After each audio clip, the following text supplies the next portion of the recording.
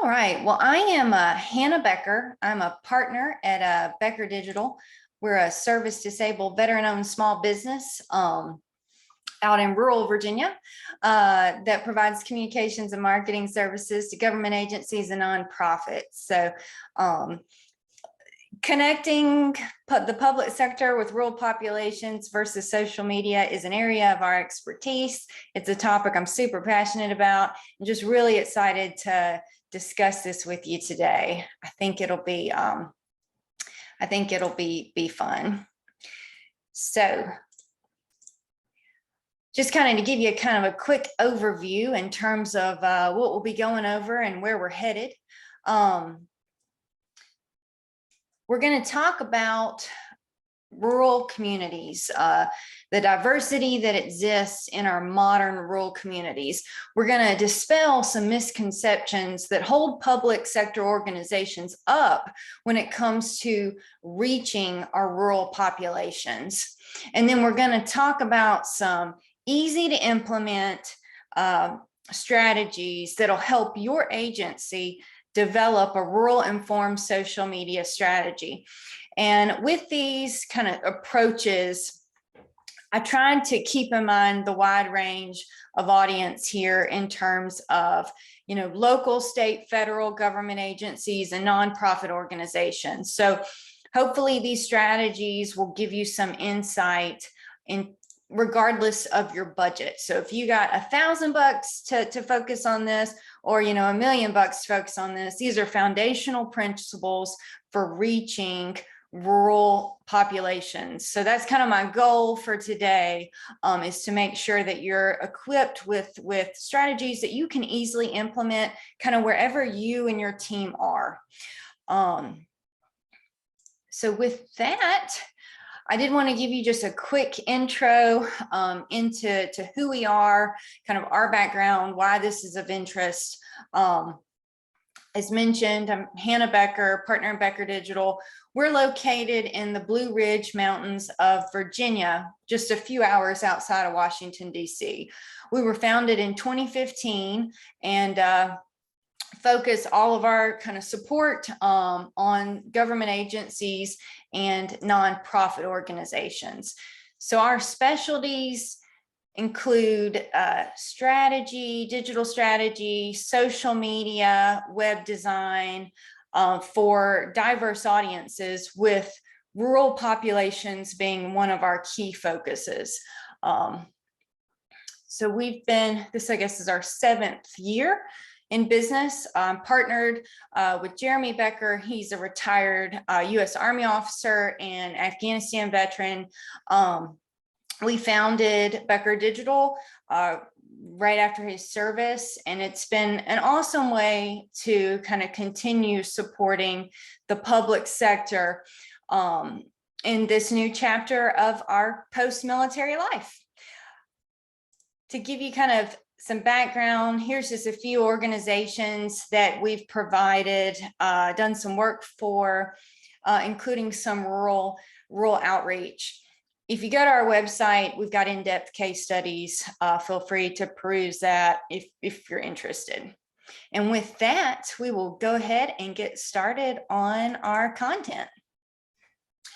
So I came from a very rural background. I was raised in rural Mississippi in a tiny little town outside of Tupelo, which, if you have seen the Elvis movie that just came out, Tupelo was on the movie just very briefly. It is where Elvis was born. But I'm from an even smaller town outside of Tupelo. Rural background, raised on a farm. Went off for undergrad at a public land-grant university, Mississippi State, and studied animal and dairy science. I got out, went to graduate school. My spouse was military. We're moving around with military life. Farming's not really conducive with that, so I had to pick a different profession, and went to grad school in business and technology. We were living out, stationed at Fort Leavenworth outside of Kansas City, and I was working with a big ad agency out there. And sitting at a conference room, and this ad agency had gotten a contract, a big agricultural organization. The contract was to reach Midwestern cattle producers, to develop some type of marketing campaign to reach them. So I was, the new associate there. So I was kind of quiet, and I was listening to the team of folks brainstorm ideas for how this campaign needed to look to reach cattle farmers in the Midwest. And I couldn't believe what I was hearing. The brainstorm was, to me, just ludicrous. They literally were like old white male in overalls chewing a piece of wheat in their mouth, with cows behind them, and this was their plan. It sounded like a Green Acres episode, if you're familiar with the old TV show. And I interrupted everyone and was like, how many of you have ever even been on a farm? Like, that's not what farms look like. That's not what farmers look like. Who's been on a farm? And no one in the room, these were all advertising professionals, very distinguished advertising professionals. And no one raised their hand. They're like, well, we never been on a farm. I was like, have you ever actually like been near a cow? Like, do you understand your target audience at all? And they're like, no. And it dawned on me then. I was like, well, my background in reaching rural audiences, coupled with my education in business and technology, kind of had an aha moment. Well, maybe these things do go together. Maybe my experiences, my background could assist in terms of rural outreach. And so from there, kind of took it and started really specializing in rural outreach, rural audiences, to ensure that campaigns were effective for client organizations that wanted to reach them. So it's kind of a long roundabout way professionally, but that's where I started and how I got to this point, specifically on this topic. So what I want you to think about as we start off today, what comes to mind, what comes to your mind when you hear the term rural America? I gave a similar presentation a few months ago out at a National Association of Government Communicators Communication School out in Louisville. And a couple of things folks said there was, no internet service, farms, woods, and no internet service. That was repeated. And this was kind of what they were thinking, behind the times, backwards, hunting, stuff like that. So think about what comes to your mind when it comes to rural America. Rural America has been, it is the minority of our population, and it's less than 20% of the US population is considered rural residents. All too often, rural America tends to get forgotten.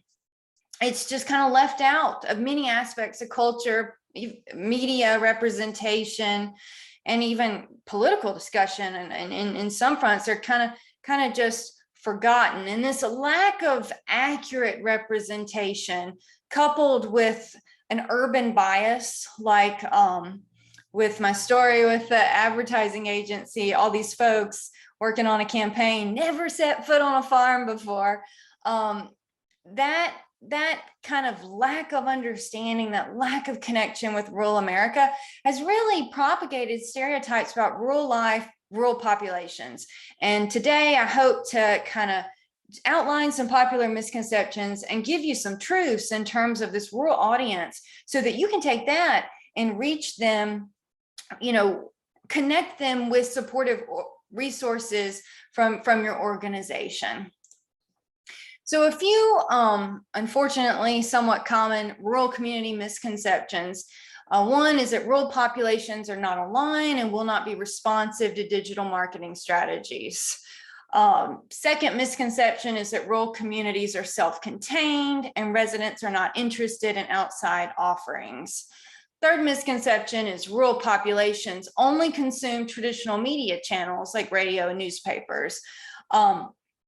Rural areas, especially newspapers, local radio stations, many of these have shuttered in the past few years. Social media is actually, come in as quite the substitute for many of the functions in the community that traditional media channels once fulfilled.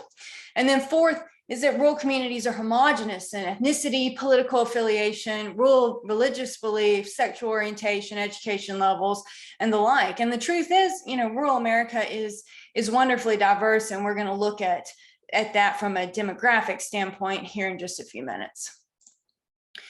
So a few kind of rural community truths. Rural residents are very active online, especially on social media, and especially during and COVID and in this kind of phase of the pandemic that we're in now. Rural residents, we saw a huge increase in social media activity and engagement. Rural communities display a vibrant interest in outside perspectives that they trust. It can be a little disorienting for organizations that have like a national brand recognition that's really established, or even state and regional organizations that have this high awareness in terms of who they are among suburban and urban areas. And then they try to reach rural audiences, and they realize that brand recognition they enjoy in these other kind of geographic sectors doesn't translate in the same way, or isn't shared among rural residents. So sometimes, additional work has to be done on that, specific to the rural audience. Rural community members just, consume a variety of media channels. And rural America is increasingly diverse in culture, beliefs, along with interests, backgrounds, and demographics, which we will look at today, so that you have a more well-rounded view of who actually is rural America. So when rural audiences are approached in a respectful, well-researched manner, rural communities can be a very receptive audience for organizations in the public sector. So it's just kind of knowing how to connect and adjusting strategies in a way that will resonate with rural audiences. So before we get into the how, I want to introduce the who here in terms of our rural community. So rural communities account for approximately 20% of the country's overall population. Interestingly, they represent 97%. Rural communities account for 97% of America's land mass. So that's a lot, but just under a fifth of the population overall. Rural areas are crucial sources of water, food, energy, and recreation for all Americans, including those living in suburban areas and urban areas. Members of rural communities are more likely to own their own home and reside in the state of their birth, and also to have served in the military than residents in urban areas. Interestingly, rural areas have higher entrepreneurship activity than urban areas. And this is going to come into play as we look at civic engagement and citizen kind of equity in the community as it relates to social media here in a few slides. I thought it was interesting, rural businesses actually have higher survival rates over a 5-year period than companies started in urban and suburban areas. So rural America is increasingly diverse. On an ethnic, racial standpoint, Hispanics are the fastest growing segment of the rural population. Diversity is increasing in rural areas across multiple demographics. Disability rates are higher in rural areas than urban and suburban areas.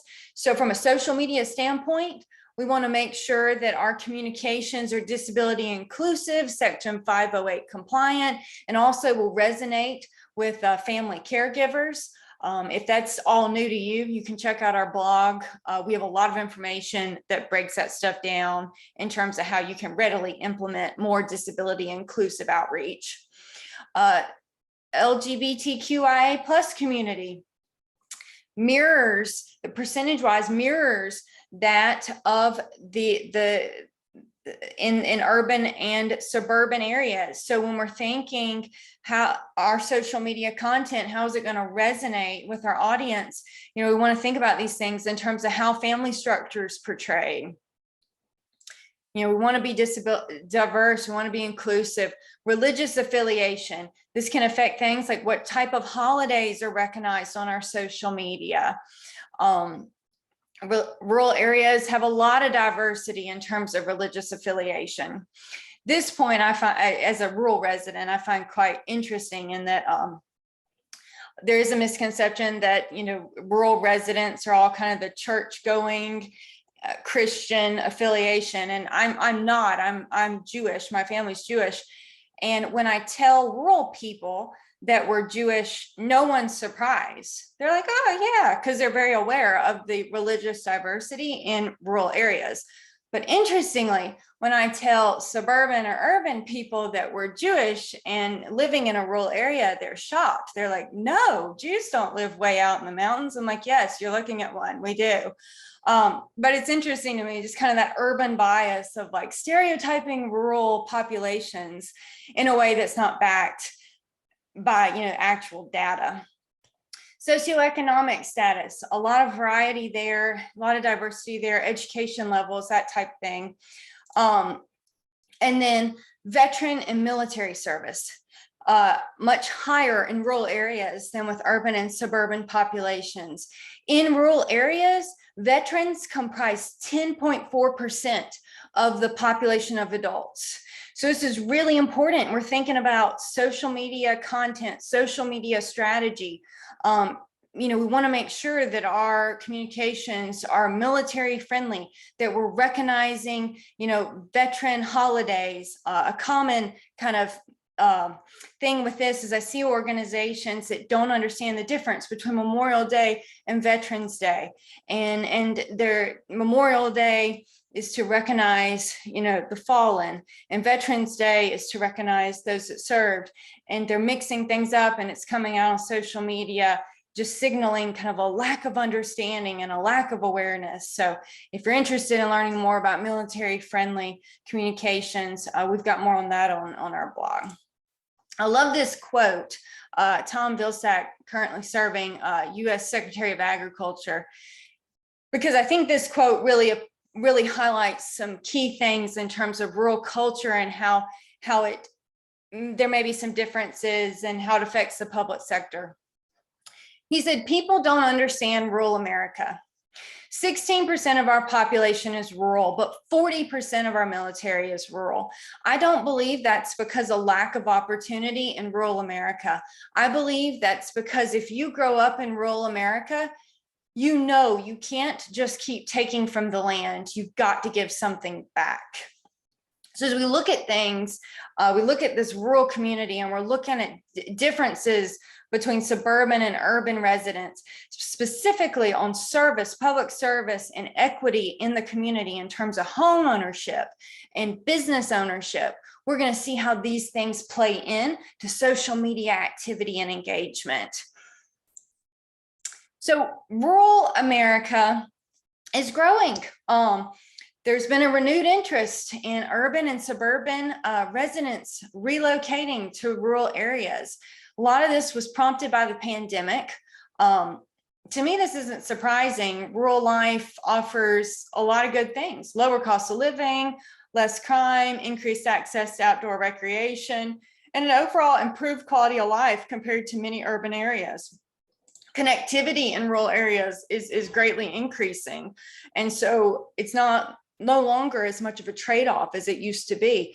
You can now, thanks to remote work, live in rural areas and still, pull big city salaries depending on the situation. So we're seeing shifts specifically with millennials and Gen Zers who they want to own a home. They're looking for affordable housing. They're looking for outdoor recreation, and they're able to work remotely, and they're moving to rural areas. So this is something for you as organizational leaders and communicators to just kind of keep track of.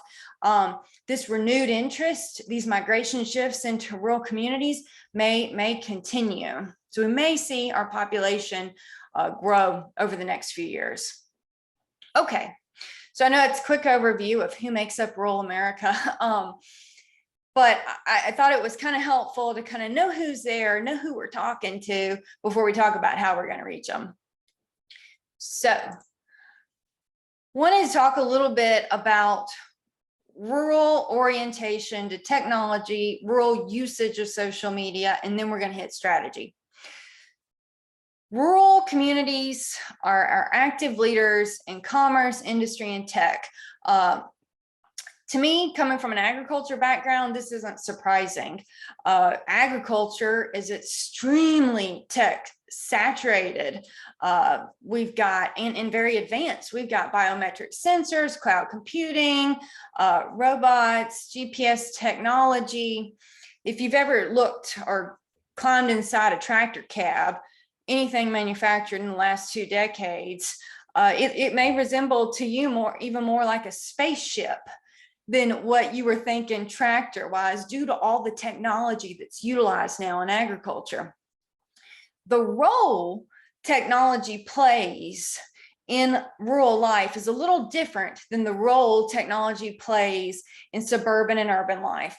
In rural communities, technology is a tool. It is a tool to accomplish, end goals. In urban and suburban areas, technology tends to be more of a lifestyle or a status symbol.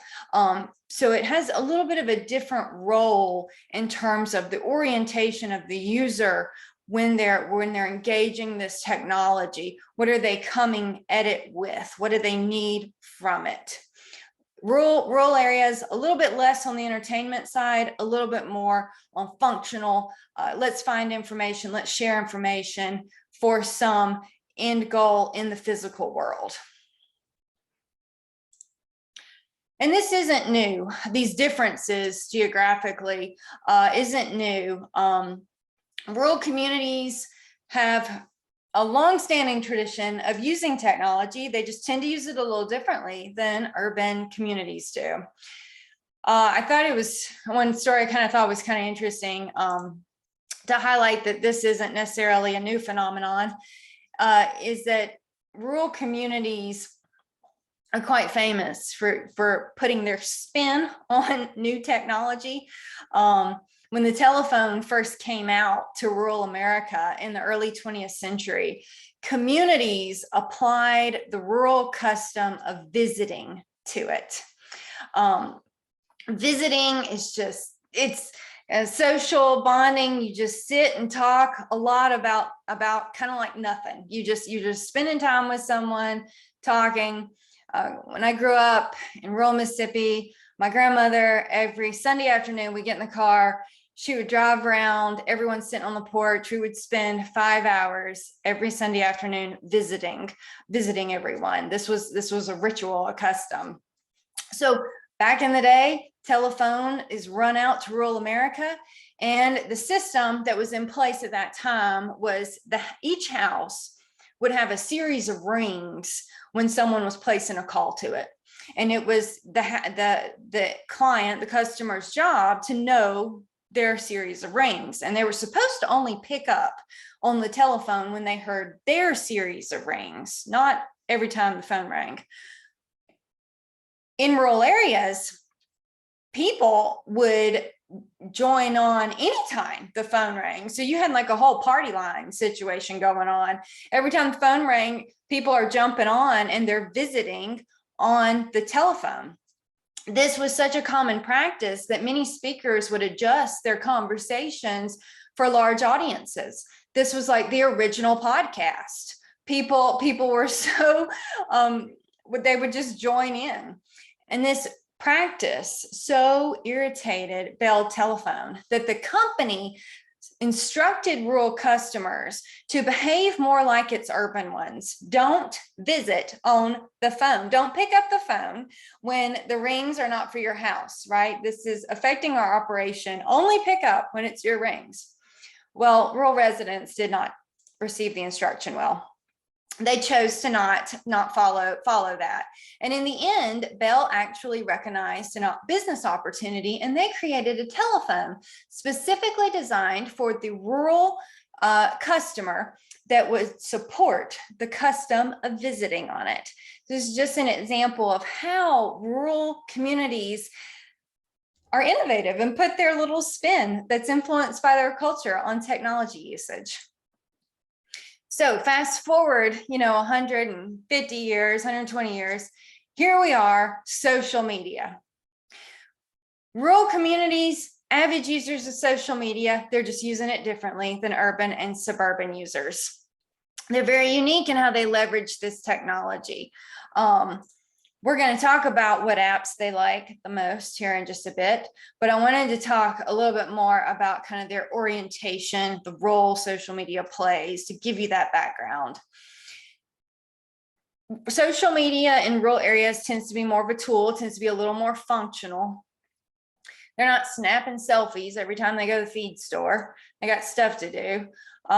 They're using social media to collect information, to network with people in their community, to stay informed.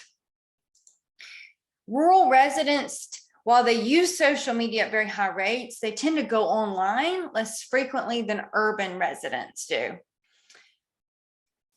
And they're very intentional when they get online. So they're going online with something in mind. They're not just mindlessly scrolling.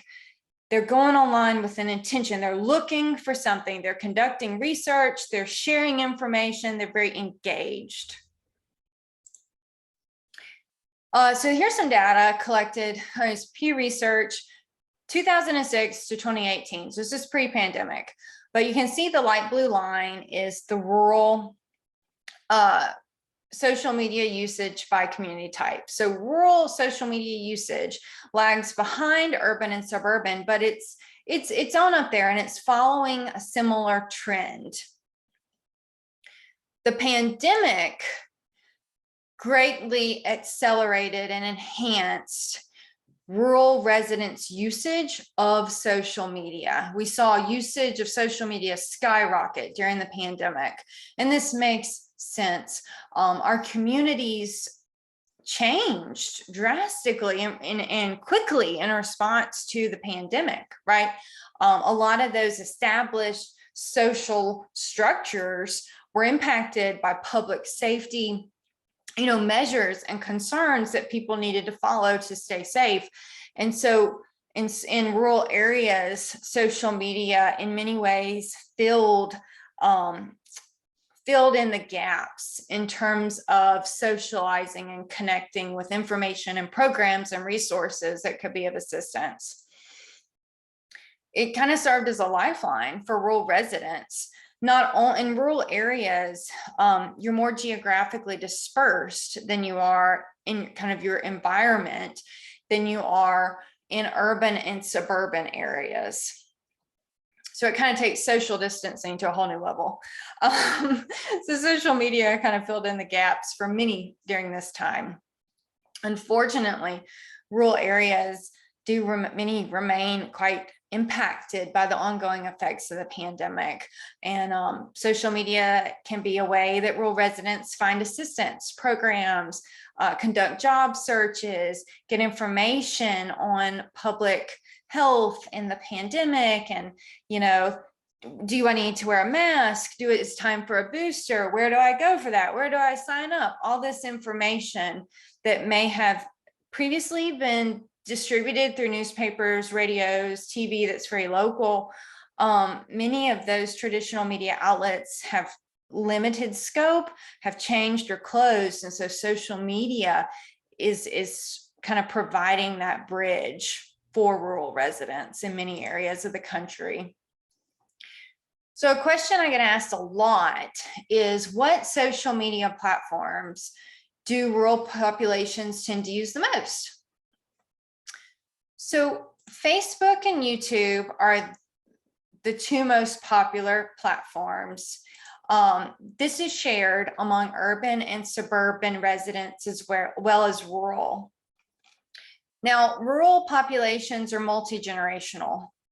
So we want to think about the demographics of the specific rural area that we're wanting to reach. So millennials and Gen Zers are going to be on different apps than baby boomers and some Gen Xers.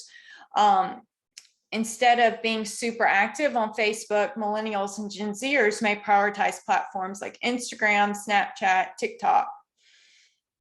Interestingly, according to Pew Research, rural populations actually have a higher usage of Pinterest than urban and suburban populations do. So I thought this was really interesting. And if you think about rural life, and you remember that there's much higher rates of home ownership in rural areas than suburban and urban areas, and you think about the type of content that predominates Pinterest. So lots of do-it-yourself projects, decorating, house projects, home organizing, that type of content it's like Pinterest is like a gold mine for that stuff. So you have a less transient population in rural areas, higher home ownership rates, a lot of do-it-yourself-ing because there's limited resources in terms of shopping or retail outlets. It makes sense that Pinterest would be a very popular app for this demographic. Additionally, Pinterest has a lot of food content, tons of recipes. It's one of my favorite go-tos for good, quick, easy crock pot meals. And in rural areas, you don't have the food options. Where I live, we do not have DoorDash. We have 3, I think, restaurants that are in operation, most of which are only open 2 to 3 days a week. And there are days of the week where no restaurants are open in our town. So we have to do a lot of cooking at home. We don't have, right down the road, a dozen different restaurant options. So for us, Pinterest is this awesome resource to get recipes and information. So when you're thinking about rural residents, rural audiences, and you're thinking about social media, having an understanding of, okay, what does rural life look like? What are their concerns? What are their needs? What's the day-to-day for this population? It can kind of help you navigate and figure out, okay, well, these are the apps that would really see a lot of traffic from this demographic. Okay, so rural social networks, and we're talking in person and online, also see some key differences when compared to urban populations. So in rural communities, people tend to prefer fewer, stronger social ties than urban populations. Urban populations tend to prioritize having multiple weak ties. So in rural communities, when I say fewer, stronger social ties, I'm talking people that you would put down as an emergency contact. These are not acquaintances. These are good friends. In urban areas, they may have 4,000 Facebook friends, but only like 2 people that they actually talk to. Whereas rural communities may have 200 Facebook friends, or rural residents may have 200 Facebook friends, all of whom they have their phone numbers, would show up at the hospital if needed. So we're looking at like a different kind of social networking fabric that exists online and in person when we're looking at these different populations. Also, rural residents tend to live closer in proximity to their social media friends and connections when compared to urban residents. What this means for public sector organizations is that when you receive a recommendation online from a rural resident, when they're sharing your organization's resources, when we're putting this content out on social media and they're like recommending you, your program, your organization, it can go really far because they have very tightly woven social networks where there's a lot of strong trust. Whereas in an urban area, that type of online word of mouth or online recommendation may not carry the same weight that it would in a rural area. Another interesting observation is that rural-based social media users tend to be more engaged in civic participation and discussion than urban and suburban-based users. So if we think about the demographics and we think about rural life, and we note rural residents more likely to own a home, more likely to reside in the state of their birth, less transient, more likely to have served in the military, have this theme of kind of an obligation to serve, an obligation to give back, an obligation to be engaged and create change. And then also rural residents having higher rates of self-employment, entrepreneurship. This is a demographic that has serious equity in the community in which they live. They have put down roots and they're kind of in it for the long haul. So if the community faces challenges, rural residents are very inclined to getting involved and trying to come up with solutions for this at higher rates than what we observe in more transient societies like urban and suburban based communities. So that's a good thing for us. Is trying to help public sector, trying to connect public sector initiatives with rural residents. That's a good thing because we can really capitalize on that. And if we can encourage public engagement, there's a potential to kind of ride that wave and see higher returns and activity along those lines. Rural residents are already using social media for this.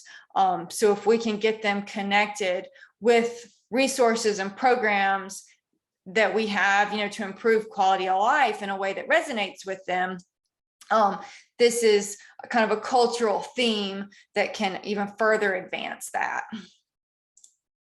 Okay, so now we're going to get into rural informed social media strategies. So how are you going to engage rural audiences online? So it's very important that we have public engagement in terms of our rural audiences. If the community doesn't trust the organization or understand the need for the initiative, they're just going to tune it out as something coming from the outside, from someone they don't know, they've never heard of, and they don't trust. So we want to kind of bridge that gap, and social media can be a great way to do it.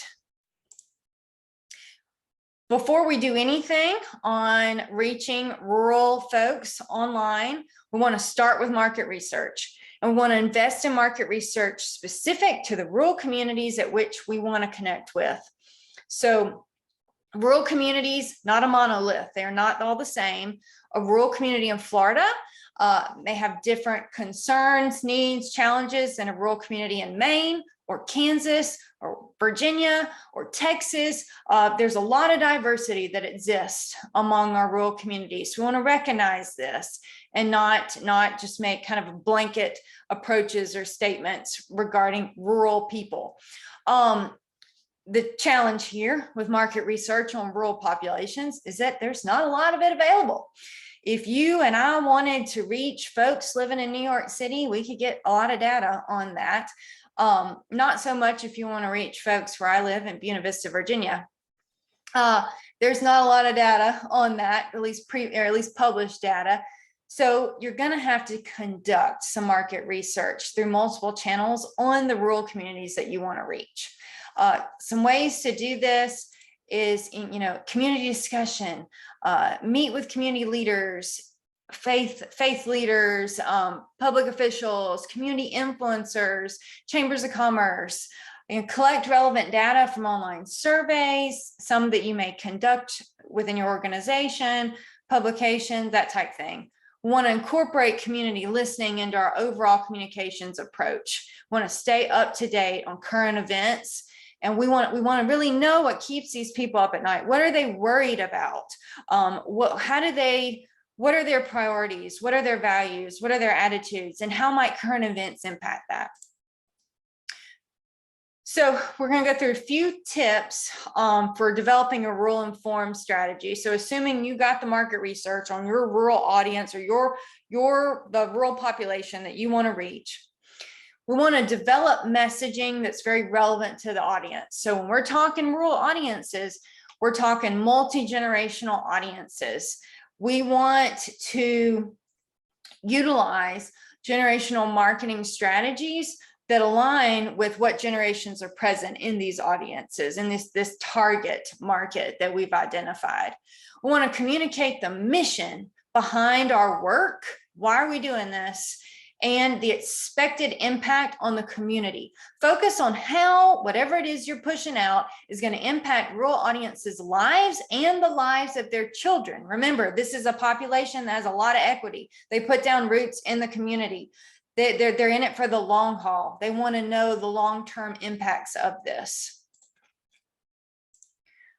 Tip 2, we want to make sure our content is people-centered. We want to spotlight the people behind the work. Remember, fewer, stronger ties. Rural populations, fewer, stronger ties. They trust information coming from people that they know. And social media can be a great way for them to get to know the people at your organization or behind this project or program that you're pushing out. We want to put a face to the campaign, want to emphasize community. You can do this online, Q&A with team members, community interviews with clients that have utilized this program and it changed their life. Put a face to it, make it personable, make it personable. My grandmother, my Nini, ran a grocery store. That was her career. And as a little girl, I started working in the grocery store when I was 5, and would go around with her at the store, and vendors would come trying to get her invested or trying to talk her into putting their products on the shelves at the store. And my Nini, I remember when a salesperson would come in and they got their pitch, they're trying to get her to agree to place an order. She would stop them and she'd say, I don't care what you know till I know who you are and what you're all about. And she would sit them down, go out to the break room, get some coffee, piece of pie, and she wanted to know, where are they from? What are they doing? How did they get in this line of work? What do they like about it? What do they not like about it? Why are they doing it? What are their goals? She would get to know them before she would even discuss what they were selling. She wanted that relationship. She wanted to trust them. Social media allows national, state, regional organizations to do this, to build this trust, to build this relationship without ever having to put boots on the ground through social media. You can spotlight the people. You can personalize this content and develop these relationships with our rural audiences. So her approach to that is something that I've often been reminded of as working in social media. Third tip, we want to utilize storytelling practices. Do not just relay the facts. We want to tell a story. People are going to remember a story. Storytelling cultivates a connection. It has the potential to cultivate empathy, trust, and openness towards the organization. Super important right now, while as the American public's trust in government agencies is at an all-time low. Just sharing facts ain't going to cut it. You need to invest and take the time to get to know the people that you're trying to reach and communicate in a way that resonates with them and personalize this. Storytelling can be a great way to build that. Our fourth tip, we want to recognize the diversity of our rural communities. Like the story at the beginning, farmers are not all old dudes in overalls chewing a piece of wheat, right? That's not rural population. The rural communities are incredibly diverse. We don't want to make assumptions based on stereotypes. We want to know the actual demographics. We want to incorporate multiple elements of diversity and inclusion into our social media content. And this can be everything in terms of who's represented in our images and our videos.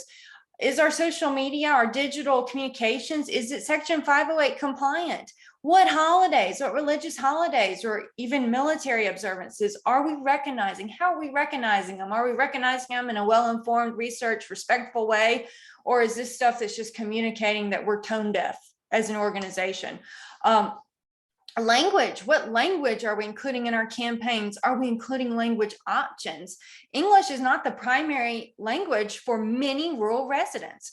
We want to be diverse and inclusive in our communications. And so thinking about that from across multiple elements can be helpful in building those connections.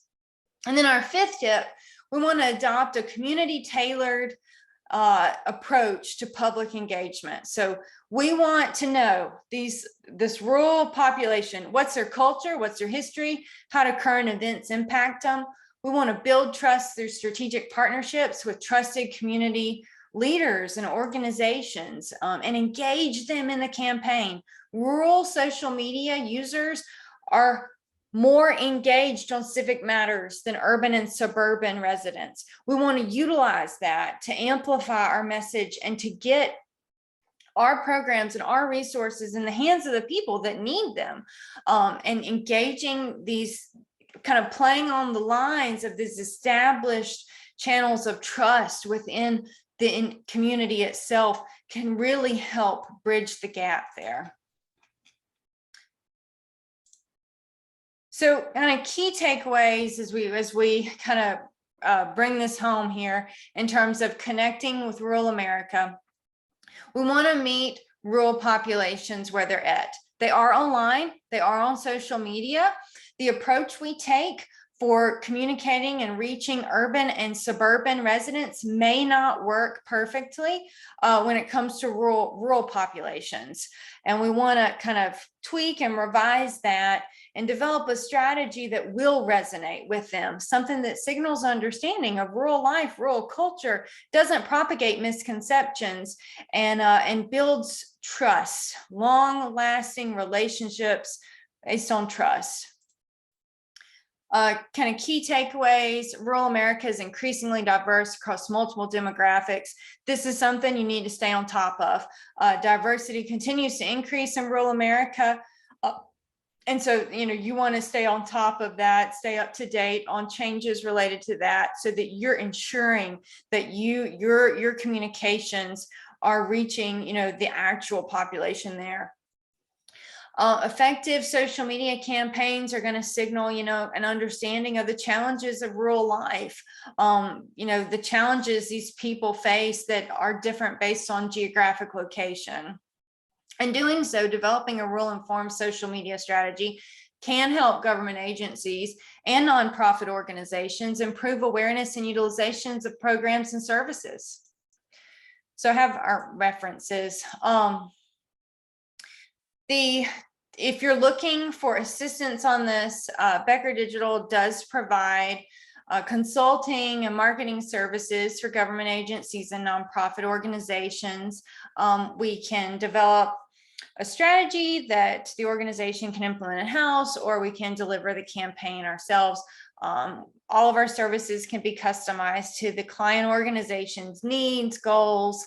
We want to help you support and advance, the mission of strengthening our communities. If you go to our website and you go to the resources tab, we've got a blog and the webinars. There's recorded webinars on there. I think we've got a few on section 508, if that's something that's new to you.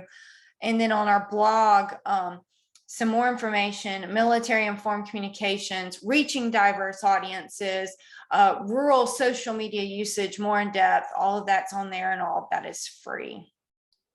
So I know we're running right up to the time allotted for this, but if you have any questions about this topic, or just want to continue discussing rural populations and social media, feel free to reach out to us. I am very active on LinkedIn, Hannah Becker, or you can email me at Hannah, that's HANNAH, at beckerdigital.com, and our website, of course. Feel free to connect with us out there. We would love to learn more about your organization and be happy to help fulfill its founding mission. So thank you so much for your time and attention.